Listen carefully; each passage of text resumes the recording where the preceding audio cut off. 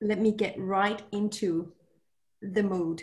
So the situation in Q4 in 2017 was the following. We had this challenge that we were facing an industry disruption, which was the first ever seen in the insurance industry. Maybe to give you a little bit of background, as you know, you can order things on Amazon, even Zalando, etc. And these are big players, and they can now just start offering you insurance as you need it. So, does your parcel arrive? Do you want to insure that parcel for now? And that basically brings new players, new insurers into the picture, which were never there before. So that was a huge topic to look into, and how this will change insurance actually. And there are some kind of startups that are really being very innovative with insurance, and the old players, if you will, needed to really address that challenge. Then at Baloise itself, so this was an industry perspective, and at Baloise itself, we were heading towards a half times in the strategy period, which was sort of a moment that we needed to recognize, because we needed to look at honoring the promise we had made to shareholders for the completion of the strategy period, and that was at risk. So halftime was a moment that we wanted to take advantage of to really boost that business performance. And we needed to see how we can set the company up for the future, that disruptive future, these new things, that new customer, what do they want? And all of these aspects needed to be considered.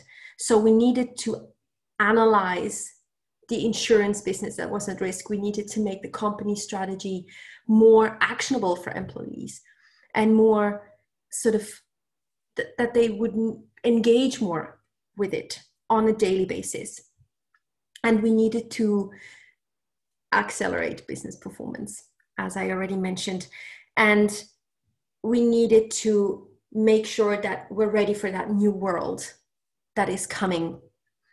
So the actions that we took to address this was we wanted to introduce a measure that would completely pull people out of everyday work and yet be relevant for insurance. We wanted to make the new world of the future relatable for people. And we wanted to translate the company strategy into an immersive experience. So away from the business talk and really down into, okay, how does that actually feel if I really connect to that company strategy? And we needed to define behavioral goals so that we could increase the resilience for that future world we were working towards. And we set the game as a measure, which was the idea of the head of communications at the time. And that was sort of a loose idea that was already planned. And I'm going to explain to you later how exactly that came about and how it makes sense. But that was my situation that I encountered in Q4. There were another set of building blocks that I want to introduce to you as well. So there was Sarah at the company. Sarah is the prototype customer of Baloise. That's how she looks like. And people are fully aware of her, and they know her as our customer. Sort of, this is, whenever we do something, this is who we do it for. And we had the Baloise story, Simply Safe, presented to investors in 2015. And it is this 5 story card river, basically, that loosely goes along the Kubler-Ross change curve. And it is a narrative for the whole company that the company can align towards. It's sort of something that gives identity and also narrates the future path. very roughly on a conceptual level. And it basically encapsulates a change framework that we got from the consultancy company that we were working with at the time. And it's really about aligning on what we can be proud of, on what is coming our way and the problems we're facing, and then how we can turn this challenge around into really making this a great opportunity for us, and then creating that bright future. And we, of course, worked along that framework started in 2015, and this story was connected to company goals for the strategy Simply Safe that we needed to achieve by the end of this year, actually. And we had to keep in mind the future needs, so the disruption and the new Sarah, basically the development of Sarah. How will Sarah be in the future, and what will she need in that future? So these were blocks that we could work with.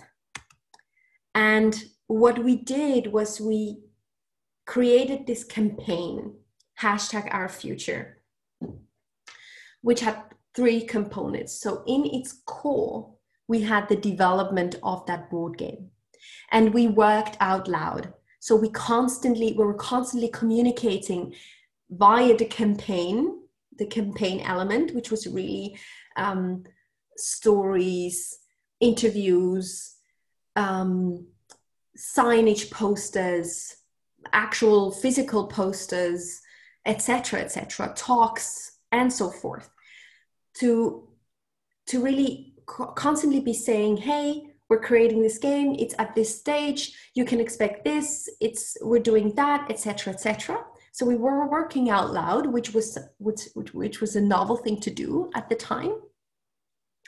And the campaign element was really designed to constantly raise awareness about the topics that were important. So that named future and its challenges and new opportunities and possibilities. It was about really teasing out new ways of working as well, because the game is also about that, and about collaboration, which is the most important part of the game itself. So how can we win in the future, even disregarding any disruption in technology or whatever have you? If we really just focus on the human aspect, we can have a huge advantage when we are radically collaborative and truly working together to win. And we designed this campaign to have these 2 peak moments. One of them was the impact event, where we really wanted to immerse a group of people into this future scenario and co-creating solutions to unlock blockages that were still risking our achievement of the goals of the strategy Simply Safe by end of 2021. So we put 500 people in a room and we had them solve problems to really accelerate business performance and to announce the game. And there, the game was going to be accompanied basically by sort of measures to make sure we could really launch it smoothly. So we had people trained as game masters, etc., in the meantime between the event and the actual launch of the game, which was then in spring 2019, exactly. So this was the whole #OurFuture campaign that we designed to make sure we can land the game in the organization and it would be accepted as well. Now I want to really deep dive into the game and show you how it works and how we created it, and show you some behind the scenes.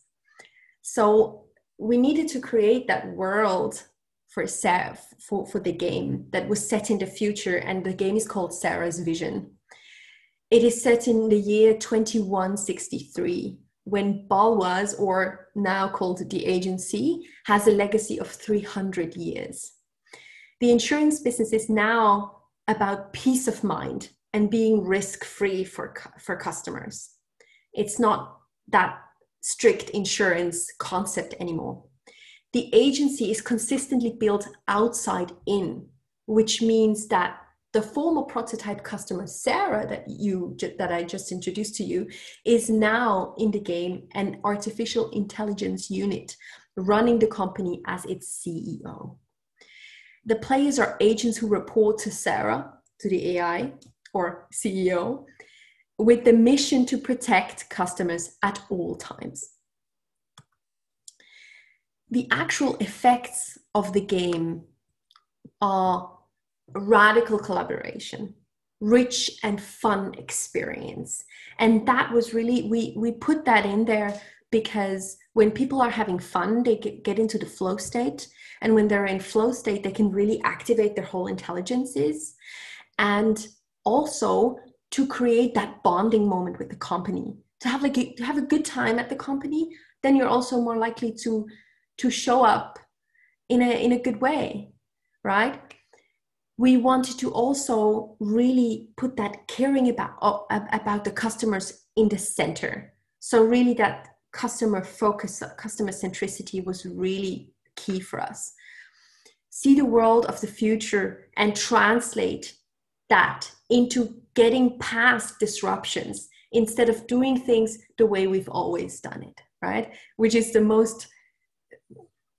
biggest block or blockage to any change is how we've always done it. And that we wanted to really break down. So we wanted to set that future scenario really in a way that would break that mentality of the insurance policy, basically. But we'll get to that later on as well. Then, so here are a couple of pictures of how we created the game. We were working with a storytelling company. We were working with a professional game development company. Those are historians and mathematicians, if you're interested in their profiles, and a professional team of play testers. And we locked ourselves in a room and we brainstormed and defined and decided to really create that future world. And then we also created some playtesting sessions with volunteering employees.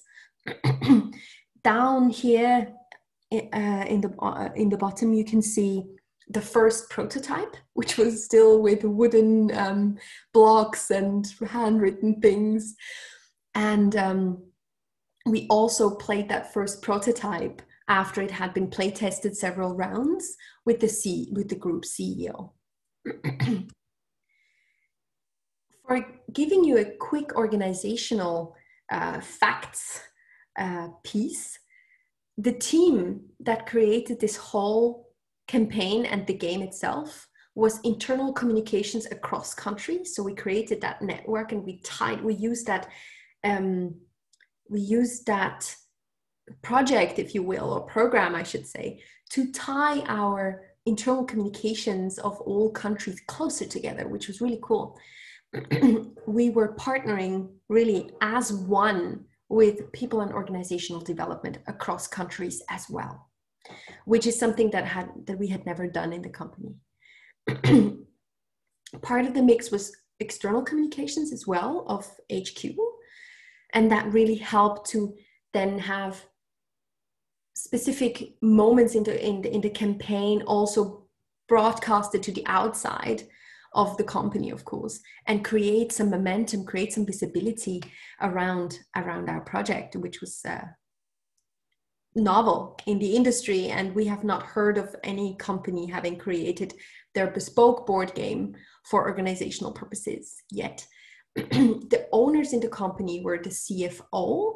This might be a little bit surprising, but at Baloise, communications reports into finance because finance is the core of the business. The group CEO was also co-owner, and of course, us, corporate communications and HR.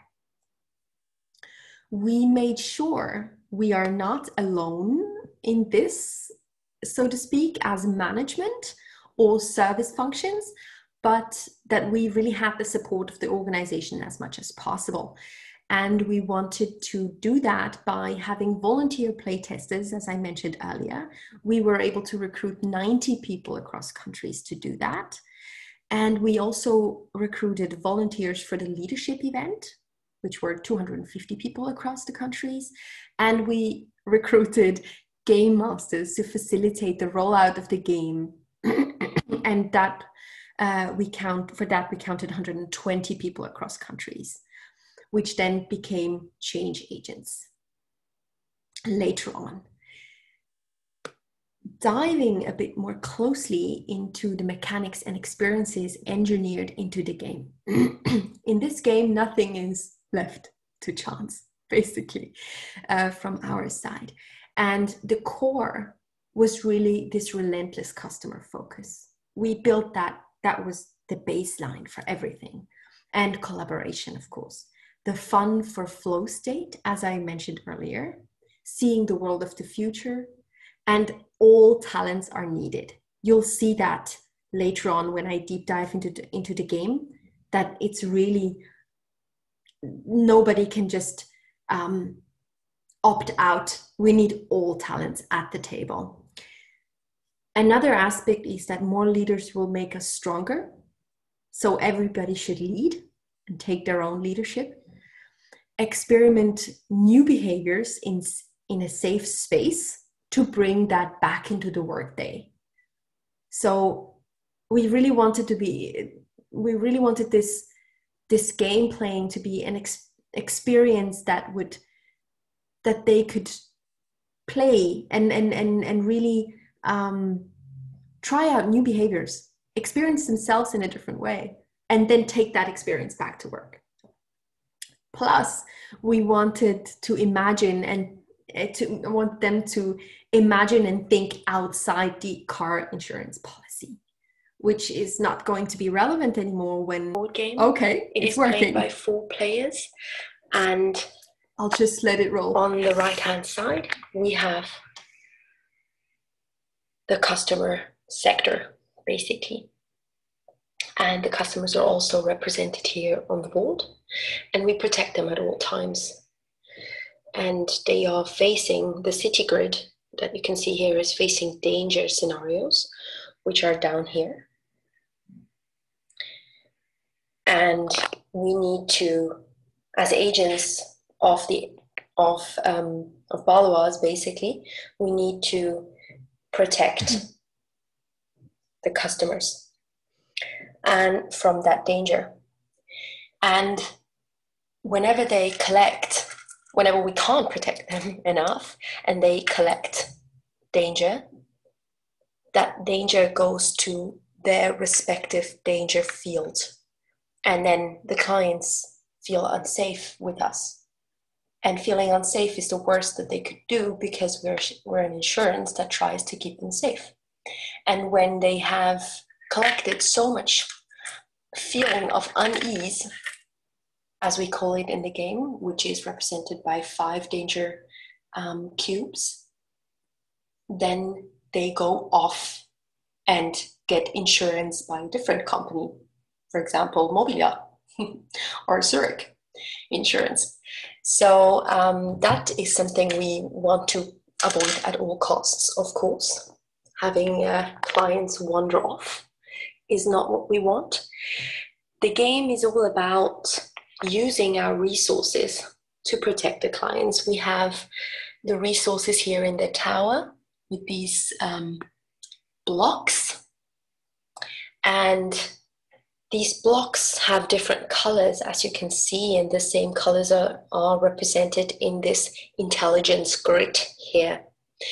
And according to the different scenarios we have and we play, different skills are required to win.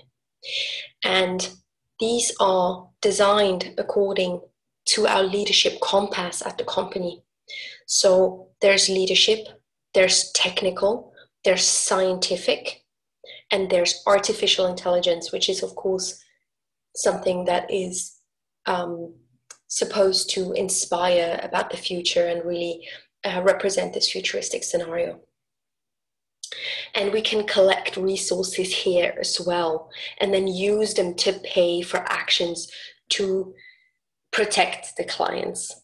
Here we have the actions that we could take: swap events, remove one revealed event, reveal all face down events, so concealed events, spend X amount of blocks to cover X outline spaces on event cards, draw a direction card.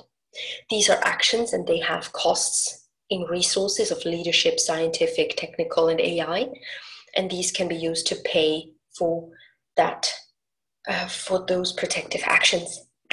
We can use either blocks here, or for specific actions, we can also use resources that are collected throughout the game here on the resource grid. So basically, the game is a collaborative game, which means that we play, as players, we play against the game. We have to play together, because if we don't play together, then we lose. It's engineered this way. So whoever has this coin is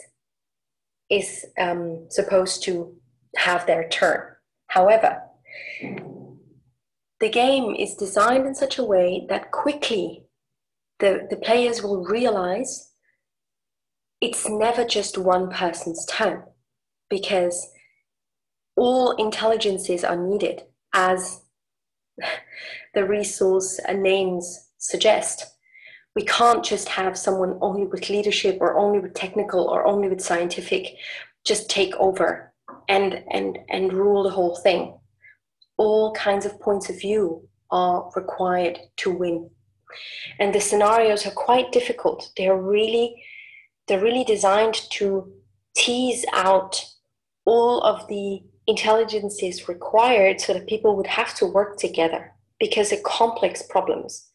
And there's this river of scenarios that really shows how you can use your foresight to change the order of things, the events, and then make it easier for the team, or not, or go sequential.